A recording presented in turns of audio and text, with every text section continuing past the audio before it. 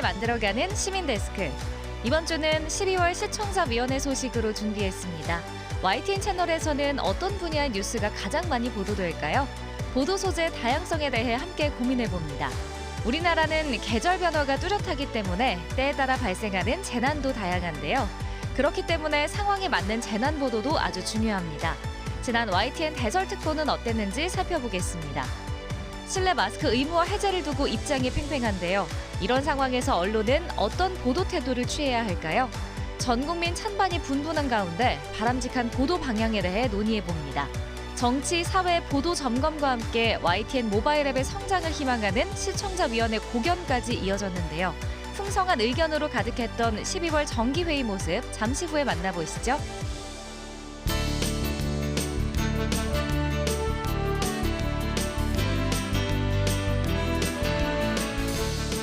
한 주 동안 안녕하셨습니까? 시민데스크 김영수입니다.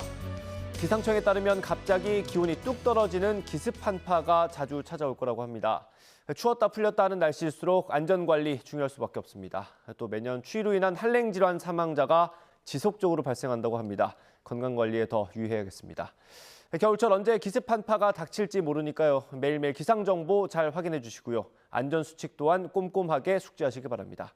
이번 주는 시청자위원회 소식으로 준비했습니다. 화면으로 만나보겠습니다.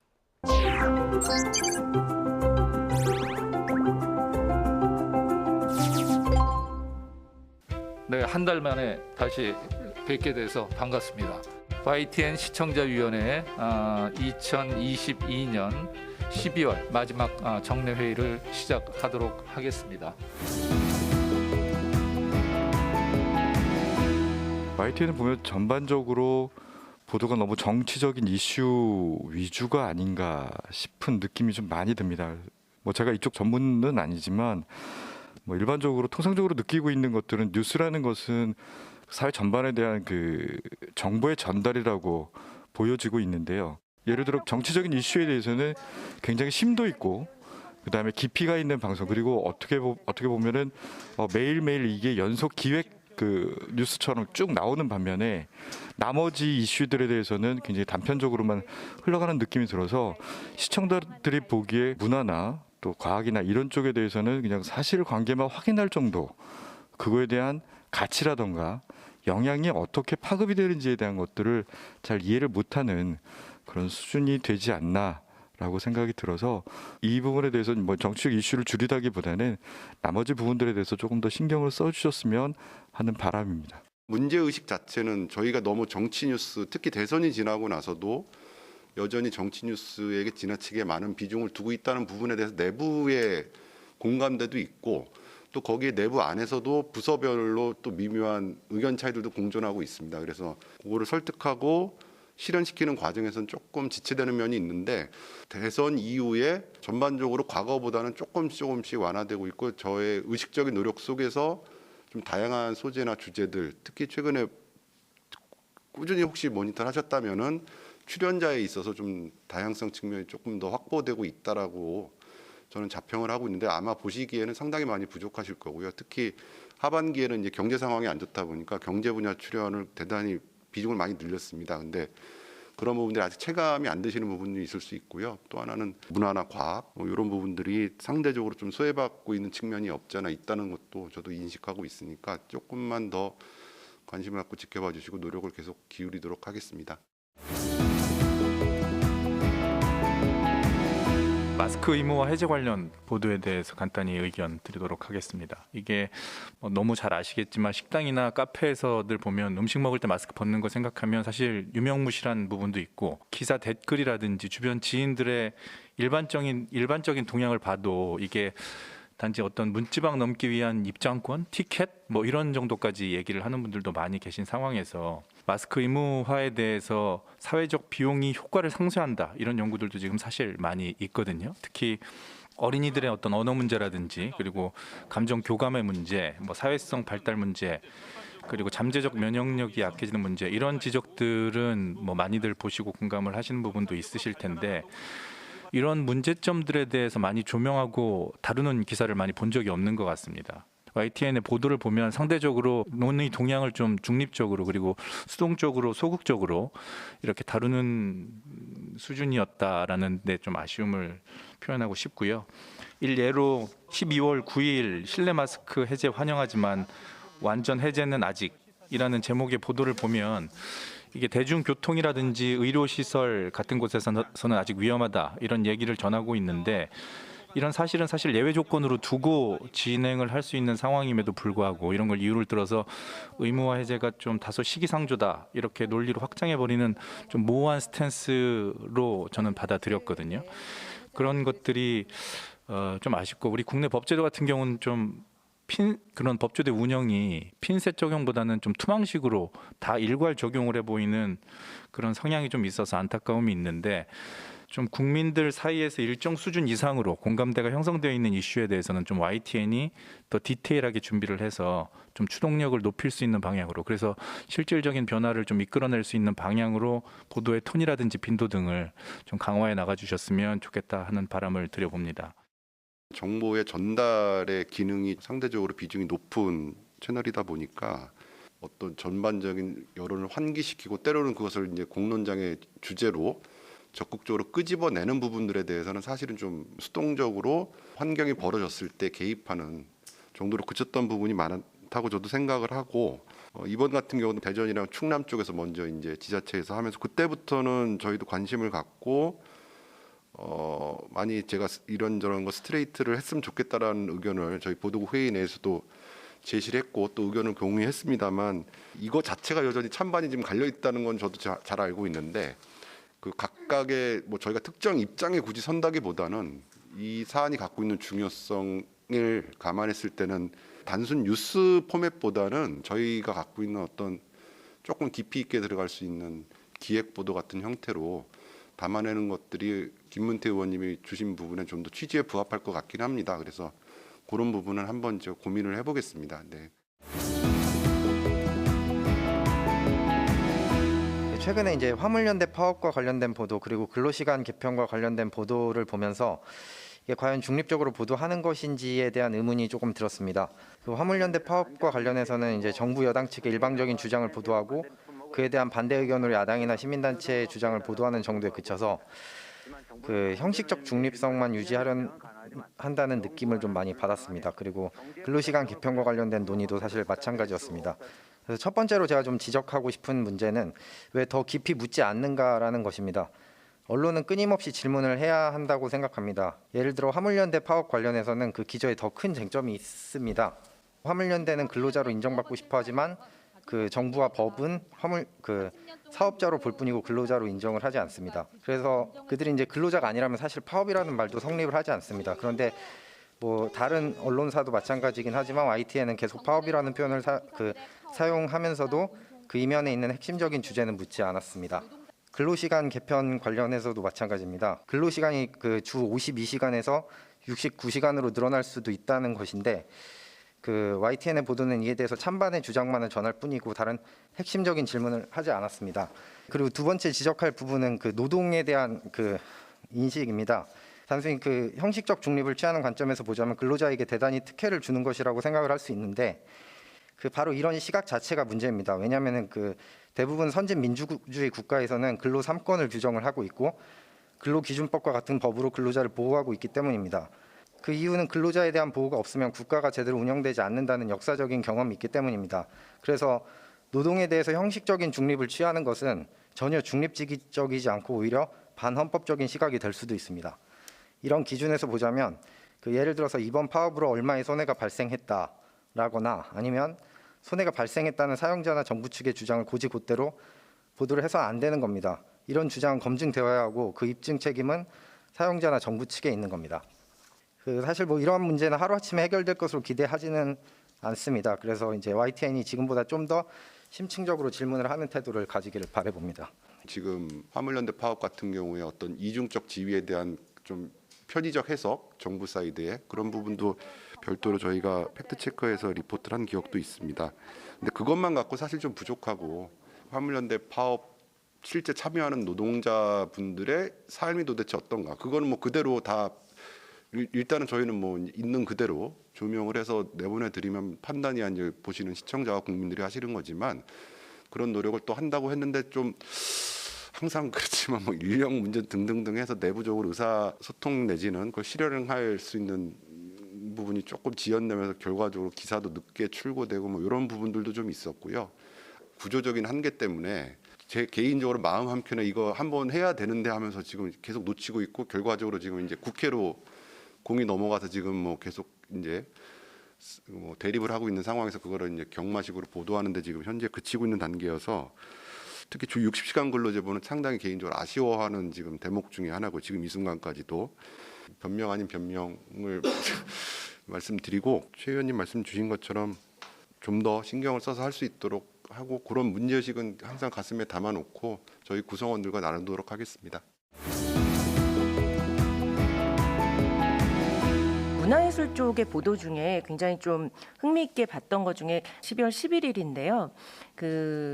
조금 대조적인 보도인데 하나는 옛 담뱃잎 창고가 예술 교육 공간으로 변신해서 이건 충북 청주의 사례가 나왔었던 유유 공간을 활용해서 시민 문화예술 공간으로 활성화되고 있는 그런 사례였고 또 하나는 이제 전남의 박물관 미술관들이 굉장히 어려움을 겪고 있으시는 그래서 지역 주민과 함께하는 박물관 미술관 차별화만이 살 길이라는 보도였습니다.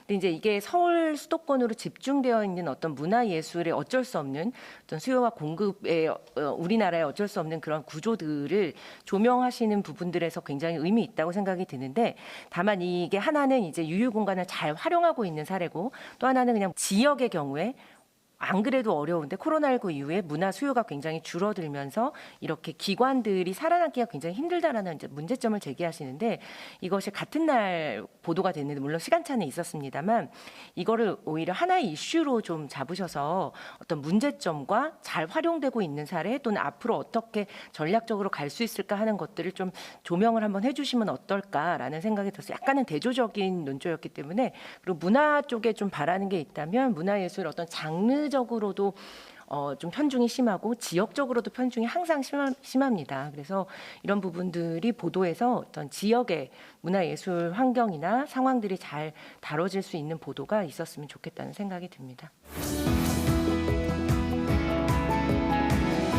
제주도 대설특보로 인한 항공기 결항 관련 뉴스들을 시청하면서 몇 가지 불편한 점이 있었는데요. 공교롭게도 저 또한 그날 워크숍이 있어서 제주도에 갔다가 23일 결항으로 24일에 서울로 돌아올 수 있었습니다. 사실 시청자 입장에서는 모든 재난 상황을 알아볼 수 없기 때문에 재난 보도 내용에 많은 부분 의지하게 됩니다.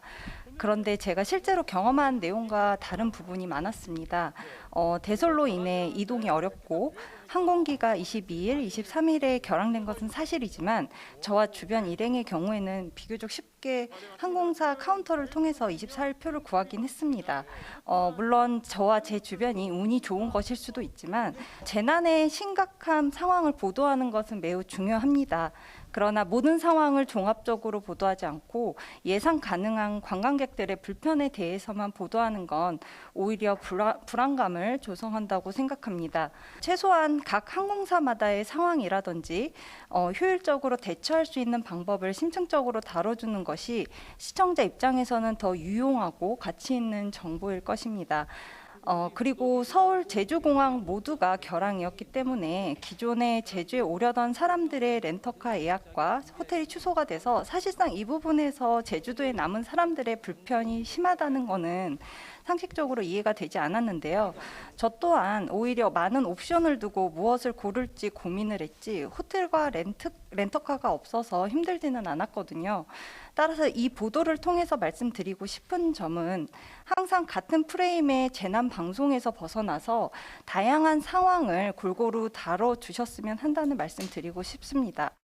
아마 저희 루틴한 보도 관행에 특히 이런 류의 뭐 좀 크진 않지만 이런 소소한 재난이라고까지 하기엔 조금 어감이 다를 것 같긴 합니다만 아무튼 이런 상황에서 그냥 상투적으로 반복하다 보니까 아까 말씀 주신 것처럼 그 승객들께서 다양한 상황과 조건 속에서 그러니까 처지가 달랐다는 부분이 조금 간과된 측면도 있는 것 같습니다. 그리고 또 핑계입니다만 저희 제주지국의 현재 기자가 한 팀만 존재하고 있어서 거기 묶여 있으면 사실은 좀 두루두루 이렇게 살피기가 조금 어려운 환경에 있습니다. 물론 그래서 이제 서울에서 필요한 조력은 하고 있습니다만 그거는 제가 주의를 저부터도 하도록 하겠습니다.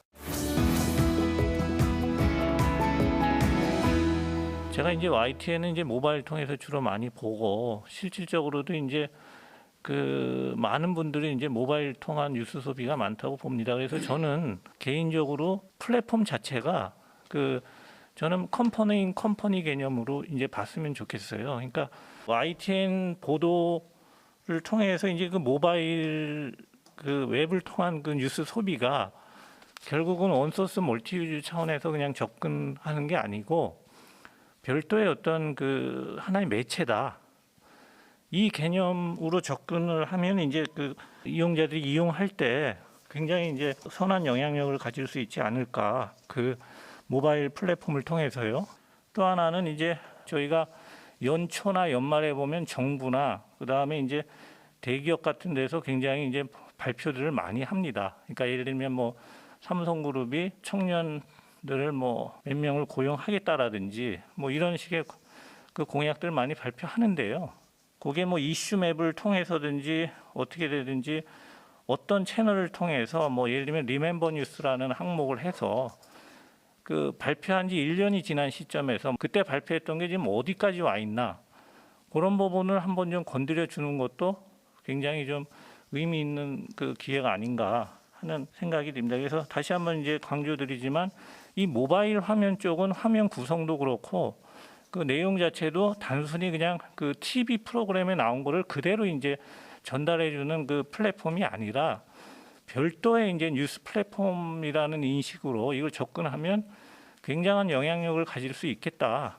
이런 생각에서 말씀을 드려봤습니다. 저도 개인적으로는 그 전략에 동의하고요. 그쪽으로 가야 된다고 생각하고 그래서 이제 YTN이라는 올드미디어 채널과 별개의 모바일 어떤 기업 아까 말씀하신 컴퍼니 전략을 할 때가 되지 않았나. 저도 이제 그렇게 생각을 하는데 지금 당장 그렇게 가는 거는 뭐 솔직히 말씀드려서 현실적으로 무리가 있을 것 같고요. 독자적인 플랫폼으로서 기능하기 위해서는 보도국에서 생산되는 콘텐츠 이외에 다른 그런 이제 특별한 프로젝트들이 있어야 되는 것이고요.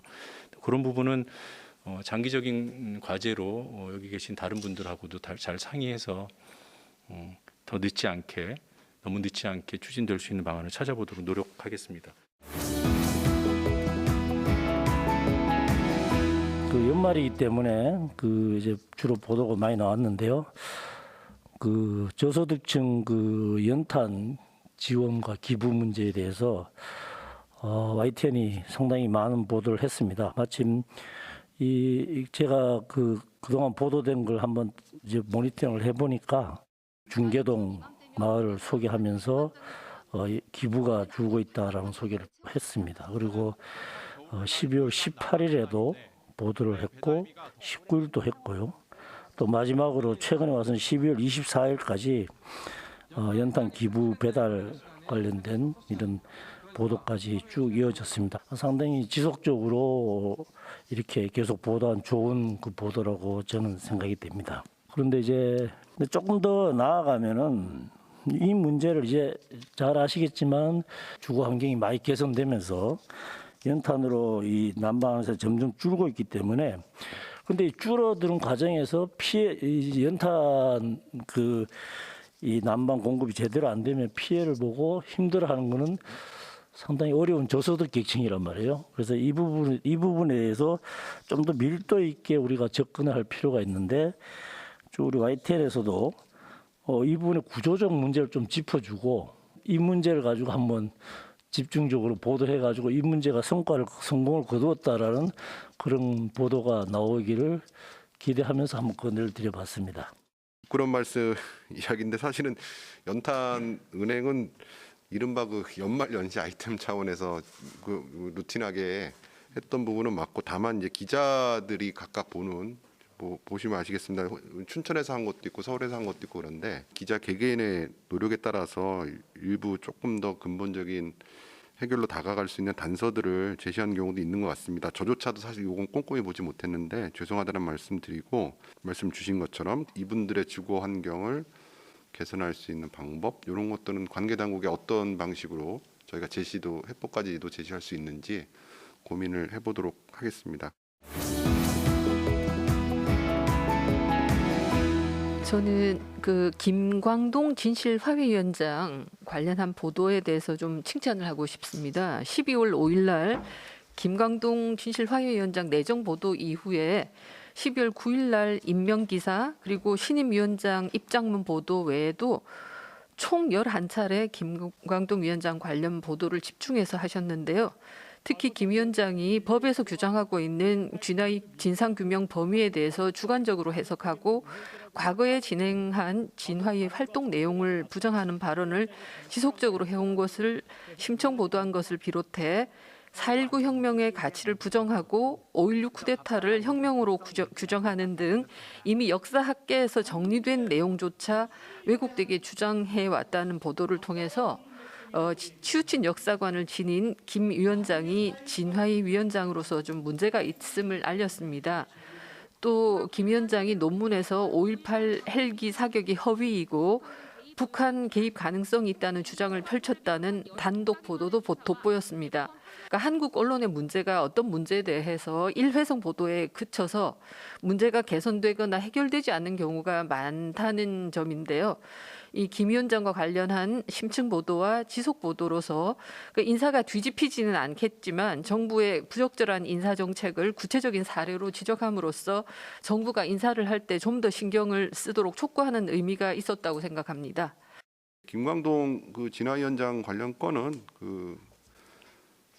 해당 부서장인 사회일부장이랑 해당 기자가 전적으로 문제의식을 갖고 노력해서 만들어낸 결과고요. 아무튼 이런 노력들이 모여서 올해 그 5.18 진상규명조사위에서 최근에 저희 회사에 감사패도 주셨더라고요. 그래서 그런 작은 노력들이 모여서 수상에 영광도 아는 것 같고 계속 노력을 하겠습니다. 12월 10일에는 실손보험료 비급여로 인해서 보험사가 적자가 눈덩이다라는 그런 이제 보도가 있었습니다. 해당 이제 보도를 보면서 이 보도가 왠지 그 보험사에서 당연히 좀 이번에는 실손보험료를 올려야겠다라는 그런 명분이라든지 당위성을 좀 설명하는 위주로 좀 치우치지 않았나라는 생각이 들었습니다. 사실 당연히 이러한 비급여 실손보험과 관련돼서 비급여로 인해서 적자폭이 커졌다라는 부분은 사실일지 모르더라도 손해율이라든지 이런 부분들을 어떤 보험사의 자구적 노력 없이 부담을 이제 소비자들에게 가입자들에게 그렇게 이제 그 비용으로 통해서 그렇게 인상을 해야 되는지에 대한 부분을 좀 같이 고민을 해서 보도가 되었으면 좋겠다라는 생각이 들었습니다. 특히나 이제 그 같은 기자분이 지금 이제 12월 23일에도 관련된 이제 실손보험과 관련돼서 그 보도를 해주셨는데요. 그 보도상에서는 이러한 그 보험사의 이러한 상품 문제와 관련돼서 구조적인 문제도 있다라고 이제 간략하게 말씀을 해주시긴 하셨는데 사실은 소비자로서는 잘 모릅니다. 어떻게 구조적으로 이루어지고 어떻게 책정이 되고 이러한 부분들이 어떻게 좀 부과가 되는지 차원에 대해서 잘 모르기 때문에 이러한 자료들을 찾으려고 하더라도 일반적인 좀 보험사 위주의 자료들이 위주이기 때문에 쉽지는 않겠지만 그런 부분들을 좀 잘 정리해서 보도로 이어졌으면 하는 그런 바람들이 있었습니다. 다음은 제가 11월에 사실 의견으로 좀 준비해왔던 내용인데요. 근데 제가 너무 좋은 보도였기 때문에 꼭 말씀을 드리고 싶어서 이제 제가 말씀을 드리겠습니다. 지난 11월 10일에 10일과 그다음에 11월 11일에 연속 보도한 인터넷 중고거래 사기 결제 피해와 관련된 보도였습니다. 해당 보도는 이제 YTN에서 이제 단독으로 보도하고 또 연속으로도 분소가 됐었는데요. 더 이상의 좀 피해자들이 발생하지 않기 위해서 그런 사기 수법에 사용되었던 아이디라든지 또는 통장 계좌번호까지 공개를 했는데 이러한 부분들은 실질적으로 좀 시청자들에게 굉장히 많은 도움이 될 것 같아서 이런 좀 꼼꼼한 현장 취재에 감사드리는 부분이 있었습니다.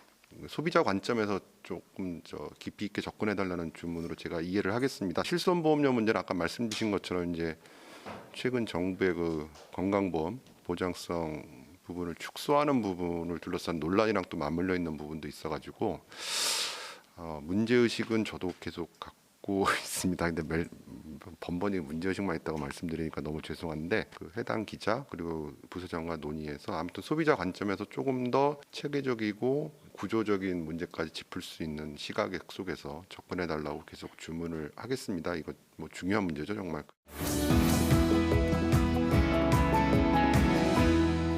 저는 우선 그 YTN에서 그 12구 이태원 참사 관련 보도에서 좀 잘한 부분에 대해서 좀 평가를 하고 싶습니다. 12월 16일 처음 그 유가족이 주최하는 추모제가 열렸고 당일 유가족들이 그 2차 가해 방지를 위해서 그날만은 좀 댓글을 닫아달라 이런 요청을 했는데 YTN에서도 적극적으로 관련한 그 댓글을 닫아주셔서 좋은 재난보도 준칙 그 준수의 좋은 사례로서 잘 하셨다라는 평가를 좀 하고 싶습니다. 그리고 초기에 이 희생자들의 이름이나 또는 얼굴 등 모습을 공개하는 것 관련한 여러 논란이 있었지만 지금은 유족들이 적극적으로 희생자의 이름이나 사진 등을 공개하여 정부의 진상규명을 촉구하면서 희생자들을 기억해달라는 요청을 하고 있는데 초기에 사고가 났을 때 그 사진이라든지 영상을 통해서 무분별하게 피해자나 희생자들이 됐던 문제와 달리 지금은 유족이 사회적 의미로서 적극적으로 희생자들을 모습을 공개하고 있는데 일부 언론들이 이런 취지와 역행해서 오히려 뒤늦게 흐림 처리를 하면서 유족들의 마음을 다시 한번 아프게 하고 있습니다.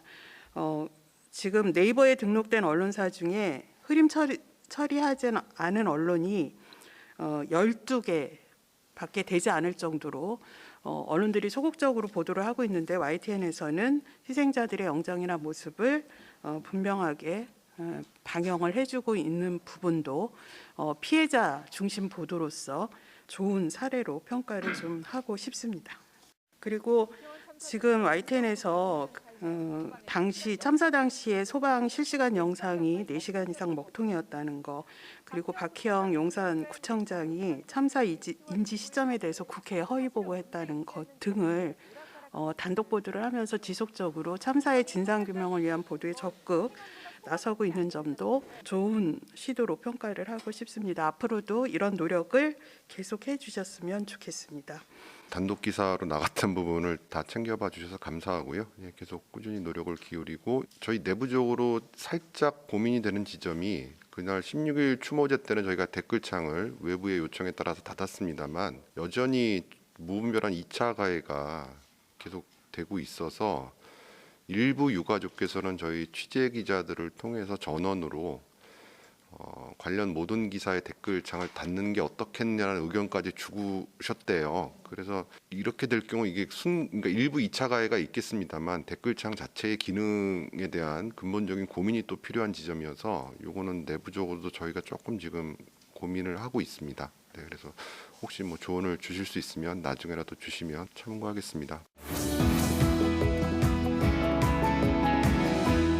토론이 진행이 되면서 제가 드는 생각이 정파 간 또 계층 간 이익 집단 간의 그 간극이 점점 더 크게 벌어지고 이 서로 간의 목소리가 점점 높아지는 그런 세상을 우리가 지금 살고 있는데 이런 환경에서 과연 우리 대한민국을 대표하는 보도 채널이라고 할 수 있는 YTN에게 공정함이라는 게 뭐고 또 중립이라는 게 뭐고 사실 보도라는 게 과연 뭘까 아주 큰 질문을 다시 한번 생각하게 되는 그러한 12월 위원회였던 것 같습니다. 그래서 여러분들 올 한 해 좋은 보도 이어가 주시기를 부탁드리겠습니다. 위원 여러분도 새해 복 많이 받으십시오.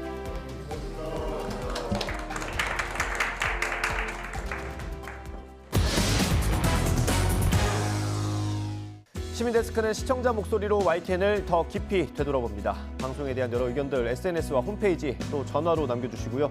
저희는 다음 주 더 소중한 시청자 의견으로 돌아오겠습니다. 시청해주신 여러분 고맙습니다.